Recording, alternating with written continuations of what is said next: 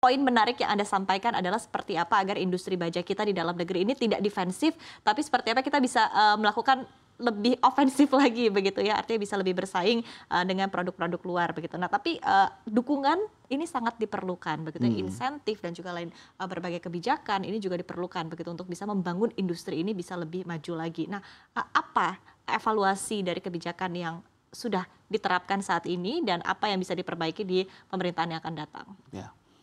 Yang pertama saya kira dari struktur regulasi itu sudah banyak kemajuan. Ya. Sudah banyak kemajuan terutama dari tahun 2017. Ya.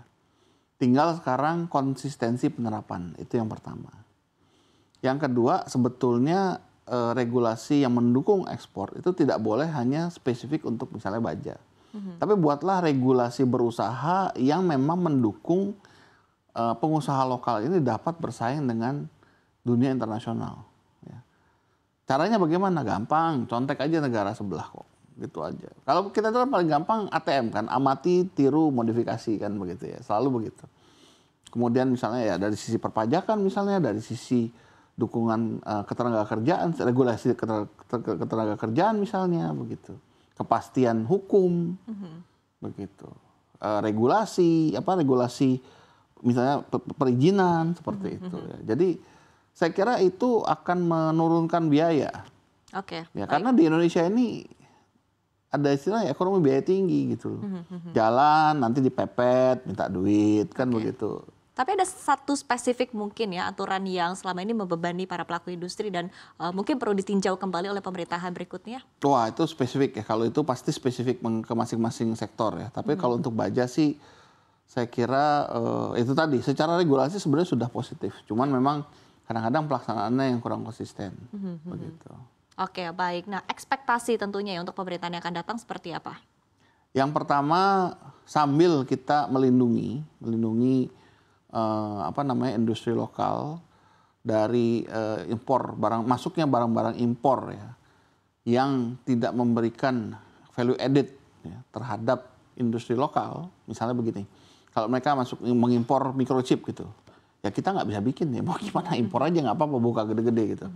Tapi kalau bikin casing komputernya gitu, kita kan sudah bisa. Ya jangan kasih masuk dong. Oke. Gitu. Jadi lebih selektif di dalam melakukan importir, kemudahan impor terhadap barang-barang yang mendukung gitu ya. Kedua juga coba betul-betul dengarkan pengusaha-pengusaha ini secara luas gitu. Kalau bisa jangan terpusat ke beberapa sosok atau sektor tertentu saja begitu.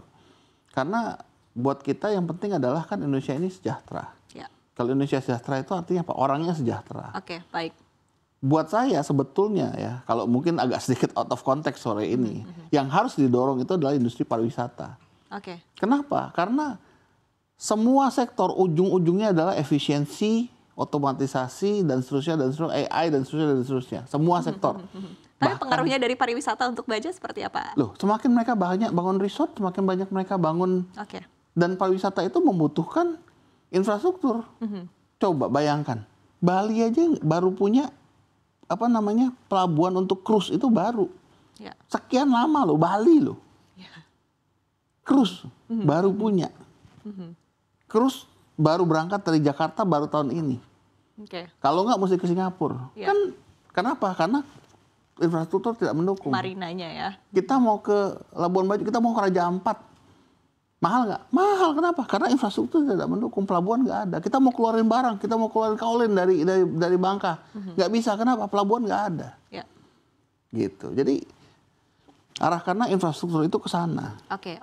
Tadi ada poin yang menarik juga yang Anda sampaikan begitu ya, bahwa pemerintah juga harus bisa lebih selektif lagi ya dalam memilih apa-apa saja begitu ya yang masuk ke dalam negeri, produk-produk dan lain sebagainya begitu, yang mana yang boleh beroperasi, mana yang baiknya beroperasi di dalam negeri dan juga lain sebagainya. Nah, apakah ini juga artinya termasuk nih ya pemilihan pabrik-pabrik asing yang relokasi ke dalam negeri?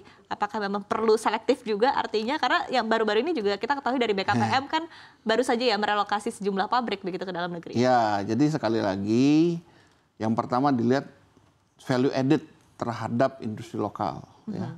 Jadi kita nggak bicara spesifik pabrik apa gitu ya, tetapi yang penting kita harus melihat value added-nya.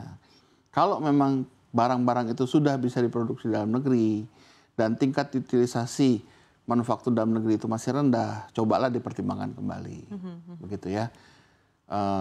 Kalau misalnya memang barang-barang itu akan mendukung, misalnya kita tadi nggak bisa bikin microchip dan sebagainya, itu akan sangat mendukung. Jadi kita bisa membantu. Tapi juga berikan guidance mengenai, oke, kita sekarang nggak bisa bikin, kapan kita mau bisa bikin? Oke.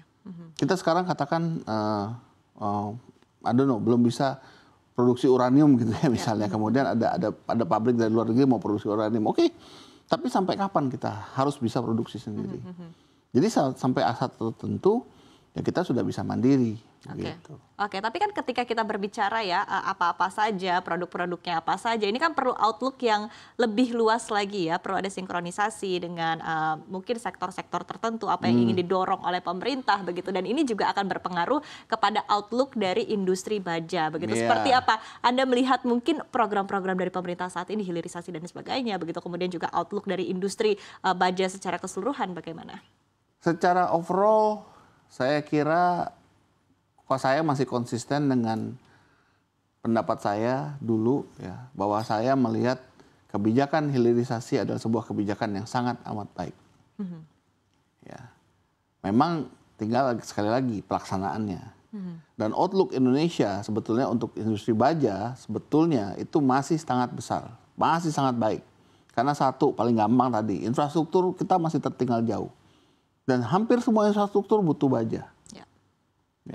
Kedua, kita juga masih punya kapasitas pertumbuhan yang besar. Di dunia ini mungkin kalau lihat 2025 itu semua sudah suram lah. Eropa cuma 1, mungkin Amerika yang cuma berani 5%, China dipangkas terus sekarang kepala 4. Tinggal Indonesia sama India sebetulnya yang masih bersinar. Jadi secara umum menurut saya industri baja punya potensi yang besar. Maka dari itu harus hati-hati. Jangan sampai potensi besar ini kemudian justru diambil oleh sebagian besar oleh orang-orang dari luar. Oke, baik. Tapi mungkin secara angka ya, outlook growth-nya di sepanjang tahun 2024 ini sendiri seperti apa? Dan apakah mungkin akan tercapai begitu di akhir tahun ini dan bagaimana dengan tahun depan? Kalau dari kami sendiri, kami mencanangkan growth sekitar 10% di awal tahun ya. Melihat kondisi sekarang, terutama karena di awal tahun memang ada pengaruh gitu ya, mungkin harus kita sedikit revisi menjadi 7,5 atau 5%. Oke. Jadi sebetulnya revisinya tidak terlalu signifikan. Tapi kalau kita lihat sebenarnya di 2025, kita sangat optimis sih. Seperti itu. Mungkin bisa di atas 10%. Oke,